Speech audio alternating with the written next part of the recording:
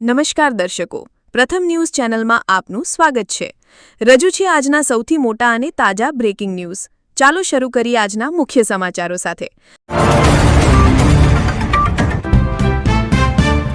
ગોંડલના 25થી વધુ ગામોના ખેડૂતોની જમીન પર 765 કેવી વીજ લાઇનનો વિરોધ, જિગીશા પટેલનું આહવાન કરવામાં આવ્યું।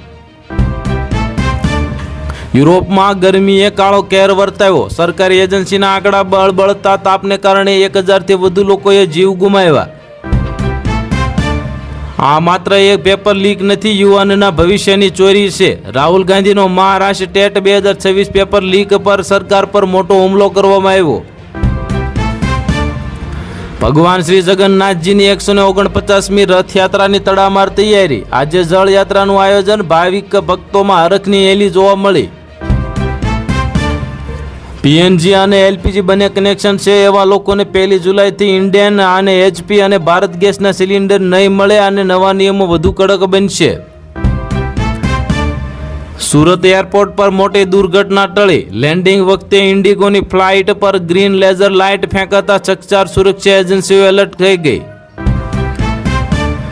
કૈલાસ માનસરોવર યાત્રા દરમિયાન નેપાળમાં ફસાયા 52 ભારતીય શ્રદ્ધાળુ, યાત્રીઓ માટે સરકારે જાહેર કરી નવી એડવાઇઝરી।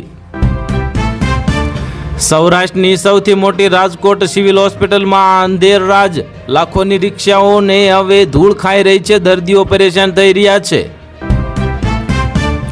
ધોરણ 10ના વિદ્યાર્થીઓ માટે મોટા ફેરફાર, હવે 3 ભાષા ફરજિયાત, શિક્ષણ બોર્ડે જાહેર કર્યું નવું વિષયનું માળખું। વાવ થરાદમાં સિંચાઈના પાણી માટે ખેડૂતોનો હલ્લાબોલ, કેનાલ પર ઢોલ વગાડીને કર્યો અનોખો વિરોધ। સોનમ વાંગચુકની અચોક્કસ મુદ્દતની ભૂખ હડતાલ શરૂ, ખેડૂત સંગઠનોએ આપ્યું સમર્થન, શિક્ષણ મંત્રીના રાજીનામાની માંગ સાથે હડતાલ શરૂ। જેતપુરમાં વીજ લાઇન મુદ્દે મડાગાંઠ યથાવત, સરકારનું સરસાનું આમંત્રણ અને ખેડૂતોને લેખિત ખાતરી વિના ઇનકાર કરવામાં આવ્યો। સુરત એરપોર્ટ રોડ પર ઉત્તર પ્રદેશના એમએલએના સ્વાગતમાં કાયદો લજવાયો, ડુમ્મસ પોલીસે 4 ગાડીઓને કબજે કરીને વસૂલ્યો મોટો દંડ। કેન્દ્રીય કેબિનેટમાં મોટા ફેરફારની અટકળો, અનેક કેબિનેટ મંત્રીઓના મંત્રાલયમાં બદલવાની શક્યતા સામે આવી।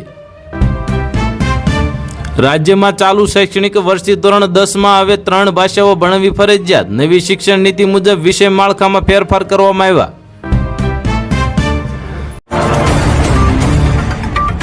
આ હતા આજના મુખ્ય બ્રેકિંગ ન્યૂઝ।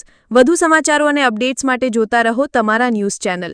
અમને સબસ્ક્રાઇબ કરવાનું ભૂલશો નહીં અને બેલ આઇકન દબાવો, જેથી તમને નવા વિડીયોની નોટિફિકેશન મળતી રહે। ફરી મળીશું નવા સમાચારો સાથે। શુભકામનાઓ।